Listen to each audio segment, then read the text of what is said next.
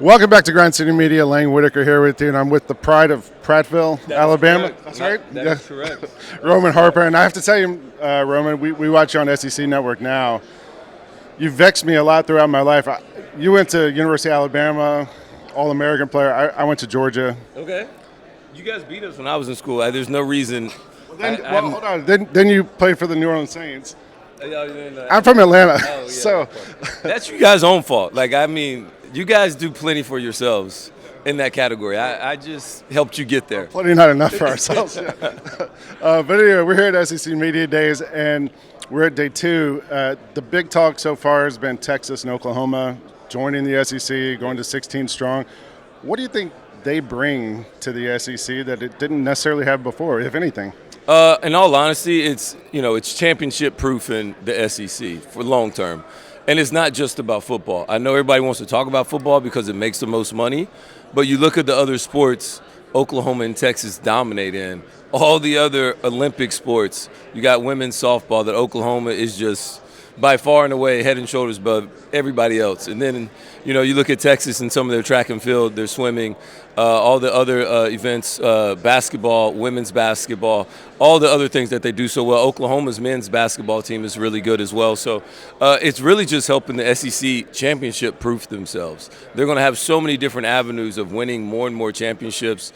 Hearing Commissioner Sankey get up there and talk about all the other championships that they're going to be winning or at least trying to participate in. Just looking at the women's softball, you had Texas versus Oklahoma. Those are SEC schools. You look at baseball, you had 2 baseball teams right there in the championship as well. That's still in the SEC. So it's just, for me, I look at it from that point and aspect. I'm not just one-minded, one track, just looking at what they add in football. But we are talking a lot of football here this week. And, last year we saw our schools, Georgia and Alabama, play for the SEC championship. What 2 schools, right now, I know we're early, what 2 schools are you thinking have the best shot of getting back to that SEC championship game this season? I would say Georgia, or I think Georgia just because, in my opinion, they're the best team. They have a tough road. I don't think Georgia goes undefeated this year just purely because the schedule it's just battle of attrition. Yeah, and it's fine. That doesn't mean you won't be able to get in the playoffs or win the SEC, but it's just going to be a tougher road, especially than what they had last year. And then I got Texas in the conversation because their schedule, they got 3 games, and then everything else they should do what they do. They should look like what we think they all will be. The other team I'm looking at is Ole Miss, who's a team who's loaded with talent. The most talented Ole Miss team I've ever seen on a roster at that university, I think, period, ever, point blank. And so as far as NFL talent is concerned.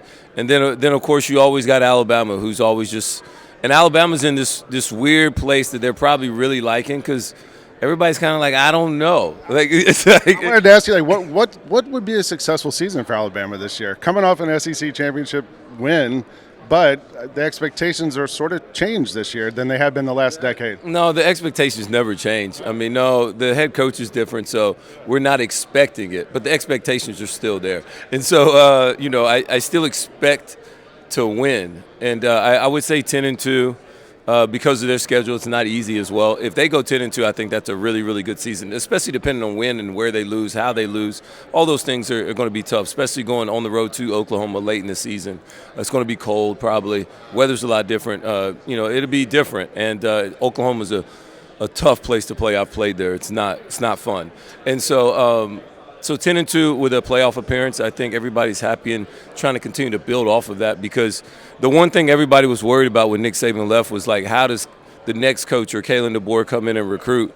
He's kind of silencing some of those critics right now, and we all know he's a hell of a ball coach because he's won everywhere. So, it's like Brian Kelly when he showed up at LSU. He can coach. Now it's about getting the players and everybody to fit and be all on the same page. Last thing, we've gone through a bunch of teams.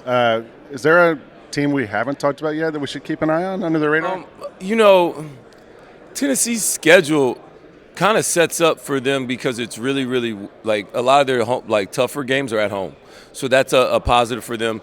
The one person who's going to affect the whole SEC is Oklahoma because they play everybody. They play Tennessee, they play Alabama, they play Texas, they play Ole Miss. They are the ones whatever your record is versus Oklahoma will determine your success at the end of the year, where you stand.